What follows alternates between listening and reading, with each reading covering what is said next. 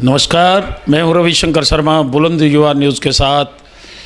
आज हम आपको ऐसी जानकारी देने जा रहे हैं कि शिक्षा की अगर बात करें तो शिक्षा जगत में कहीं ना कहीं गवर्नमेंट की जो पॉलिसी हाल ही में जो लेटर जारी किए गए हैं शिक्षा बोर्ड द्वारा, उनमें जो स्टॉप गैप एडहॉक बेसिस जो प्रणाली है उस पर जो वोकेशनल टीचर जिनकी संख्या प्रदेश में लगभग 2400 के करीब है, जो सरकार ने एक फरमान जारी किया था पिछले दिनों कि जो कोरोना वायरस महामारी के चलते किसी भी कर्मचारी, चाहे वो पक्का है या फिर कच्चा है, एडहॉक है या फिर टेम्परेरी है, किसी का भी वेतन नहीं रोका जाएगा।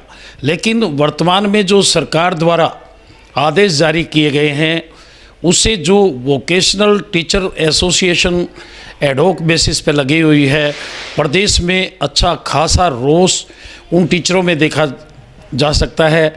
ऐसे में हमारे साथ बने हुए हैं वोकेशनल टीचर्स एसोसिएशन के प्रदेश महासचिव श्री अनूप ढिल्लों जी।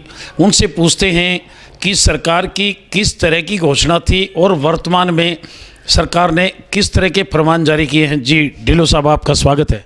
नमस्कार सभी दर्शकों को। सबसे पहले तो मैं युवा चैनल को सबको नमस्कार करता हूं। मैं अनूप ढिल्लों, राज्य महासचिव वोकेशनल टीचर एसोसिएशन हरियाणा, आप सभी प्रदेशवासियों को ये बता देना चाहता हूं, एक तरफ तो हमारा देश कोरोना जैसी गंभीर बीमारी से जूझ रहा है और कर्मचारी दिन प्रतिदिन अपनी मेहनत और लगन के साथ इस बीमारी से लड़ने की कोशिश करें, चाहे स्वास्थ्य विभाग के हो, चाहे वो हमारे पुलिस विभाग के हो, चाहे अन्य कोई भी कर्मचारी, सफाई कर्मचारी हो। और दूसरी तरफ हमारे जो दूसरे कर्मचारी हैं वो भी घर पर रहकर और अपना कार्य कर रहे हैं। इस दौरान स्कूल बंद हैं और सभी अध्यापक अपने घरों से बैठ करके ऑनलाइन बच्चों को शिक्षा दे रहे हैं। तो इस दौरान अभी परसों हरियाणा में 2400 वोकेशनल टीचर कार्यरत हैं। उनमें से लगभग 400 वोकेशनल टीचर हेडहॉक और स्टेप गैप पर लगाए गए हैं। तो मैं आपको बता देना चाहता हूं, उन 400 लोगों के लिए ऐसा फरमान जारी कर दिया गया है। 21 तारीख को विभाग ने एक लेटर जारी किया है कि 31 मार्च के बाद उन लोगों को सैलरी जारी नहीं होगी। तो ये बहुत ही शर्मनाक हरकत है। मैं इसकी कड़ी शब्दों में निंदा करता हूं और पूरी वोकेशनल टीचर एसोसिएशन इसका विरोध करती है कि इस दौरान एक तरफ तो प्रधानमंत्री नरेंद्र मोदी जी ये कह रहे हैं कि इस दौरान किसी भी व्यक्ति की ना तो नौकरी जाएगी, ना ही उसे सैलरी से वंचित रखा जाएगा। दूसरी तरफ हरियाणा प्रदेश में ही उनकी ही सरकार, एक सरकारी विभाग इसी आदेश की अवहेलना कर रहा है और उन कर्मचारियों को सैलरी देने से मना कर रहा है। हम हमारे उन साथियों के साथ खड़े हैं और इसका विरोध करते हैं। 2400 के 24 वोकेशनल टीचर इसकी कड़ी शब्दों में निंदा करते हैं। अभी 1 तारीख को लेटर जारी हुआ था कि सभी का कॉन्ट्रैक्ट 30 जून तक के लिए बढ़ा दिया गया है और पिछले कुछ दिनों पहले हमारे ही मुख्यमंत्री ने खुद अपने मुंह से बयान जारी किया था कि जो भी कॉन्ट्रैक्चुअल कर्मचारी है उसका जो कॉन्ट्रैक्ट है वो शून्यकाल के दौरान अपने आप लॉकडाउन के दौरान उसको हटाया नहीं जाएगा, आगे रेन्यू किया जाएगा और उसको सैलरी भी दी जाएगी। और यही हमारा शिक्षा विभाग हमारे 400 वोकेशनल टीचरों को सैलरी देने से मना कर रहा है। हम इसका विरोध करते हैं और हम आपके इस चैनल के माध्यम से ये बता देना चाहते हैं कि पिछले दिनों वोकेशनल टीचर एसोसिएशन ने शिक्षा मंत्री श्री कंवरपाल गुर्जर जी के माध्यम से कोरोना के लिए 52,12,734 रुपये का फंड जो एकत्रित करके उनको दिया था और कोरोना में एक बहुत बड़ा योगदान दिया गया था। उसके कुछ दिनों बाद ही हमारे कुछ साथियों के लिए इतनी बड़ी आपदा सरकार खड़ी कर रही है। मैं सरकार से ये कहना चाहता हूँ, इस दौरान इनके साथ इस संकट की घड़ी में ऐसा ना किया जाए।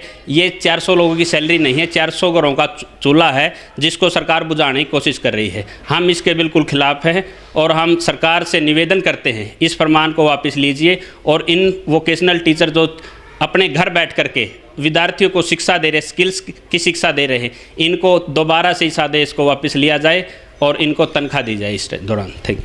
निश्चित तौर पर ढिल्लों साहब, जैसे कि कोरोना महामारी का ये आपदा की घड़ी है, ऐसे में सरकार द्वारा विशेष तौर पे ये आदेश भी जारी किए गए हैं भाई जो किसी भी विभाग से जुड़े हुए हैं, अगर शिक्षा जगत की बात की जाए, लंबे समय से स्कूल बंद हैं, ऐसे में आप ऑनलाइन शिक्षा भी बच्चों को दे रहे हैं, तो ऐसे में आज का ये दौर है तो सरकार को क्या चाहिए?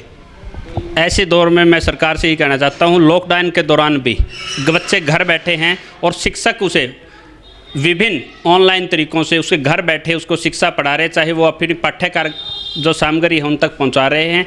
और इस दौरान भी विद्यार्थी अपनी पूर्ण रूप से जो है पाठ्यक्रम को पूर्ण कर रहा है और सरकार को चाहिए कि इनको अन्य सुविधाएं दे, ना कि बल्कि उनको दूसरे रास्ते से उन पर दबाव बनाया जाए, ना कि उनको हटाने की कोशिश की जाए। ऑनलाइन शिक्षा के माध्यम से बच्चा उसी प्रकार से शिक्षा ग्रहण कर रहा है जिस प्रकार से वो विद्यालय में करता था। और इसके बाद भी जब से लॉकडाउन खुल जाएगा उसके बाद भी अध्यापक सभी ये कोशिश करेंगे कि उस सिलेबस को दोबारा से भी रिवाइज करके पूरा करवाया जाएगा। तो जैसे कि अनूप ढिल्लों जी का कहना है कि स्कूल लंबे समय से बंद हैं, ऐसे में जो वोकेशनल टीचर हैं वो बच्चों को ऑनलाइन शिक्षा दे रहे हैं और जहां तक लॉकडाउन खुलने के बाद जो सिलेबस ऑनलाइन पढ़ाया जा रहा है उसको रिवाइज़ करने की भी बात इन अध्यापकों ने कही है। तो हम चाहेंगे कि इस आपदा की घड़ी में सरकार ने जो व्यवस्था दी है कर्मचारियों के लिए कि उनकी तनख्वाह ना रोकी जाए, उनका पीरियड मान्य रखा जाएगा। तो ऐसे में बुलंद युवा न्यूज़ सरकार से आग्रह करता है कि इन कर्मचारियों पर भी विचार होना चाहिए ताकि इस कठिन आपदा के दौर में ये जो टीचर हैं, वोकेशनल टीचर हैं, ये भी अपना गुजर बसर कर सकें। देखते रहिए बुलंद युवा न्यूज़। नमस्कार।